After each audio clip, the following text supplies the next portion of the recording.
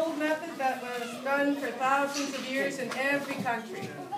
Now, in every country, they would have a mixture of clay, dirt, and seeds. So when they couldn't get to an area that to plant and such, they would make these little bombs or little seed balls, and they'd be able to toss them in the fall or whenever.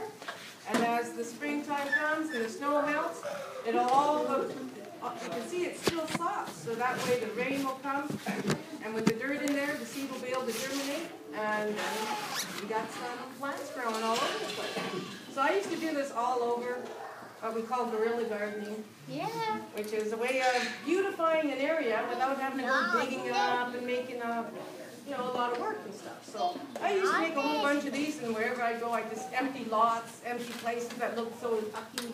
Go throw a whole bunch of these over there. Come back in the springtime, and there'd be beautiful flowers growing, because our native plants don't really like a whole lot of rich soil. They do like rough soil. So empty lots are perfect for them, because they're pretty rough soil there, right? So these guys love it. So I brought some today, with and everyone else contributed. Michael contributed. Hey, Louise?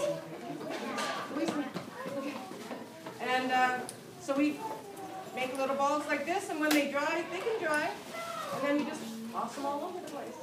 Now, Audrey, isn't it true that a plant growing in any old place is just a weed? Oh, heck no. One man's weed is another man's feed. One man's weed is another man's feed. That's so good. Yeah.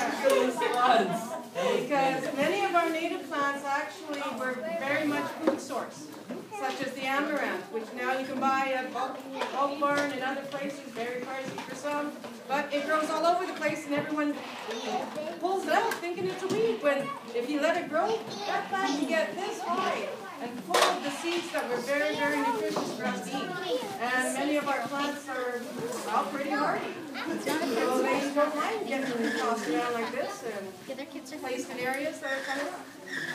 So many of the plants that people consider weeds actually are very beneficial. In fact, there's one that's called milkweed. And I know it's got that bad last name of weed, but you know what? The monarch butterflies are dependent upon it. That's the only plant they live on and eat from and lay their eggs on. And do we know that this year, down in Mexico, they took a butterfly count of the monarchs, and there was half of them are gone. Half this year. We were making a good comeback with them, but this year they took a major nosedive. Why? Because many people think the milkweed is a weed, and so they've been yanking it out everywhere. So there's a lot of milkweed in this fund. We're going to reseed it all over the place. Yeah.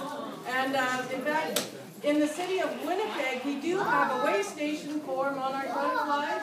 Recently, the school of Dufferin School on Isabel and on Alexander, there, they just got their garden registered as a way station for the monarch butterfly.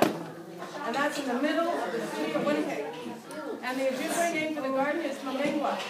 Mamengwa is butterfly in Ojibwe. Mamengwa. Okay.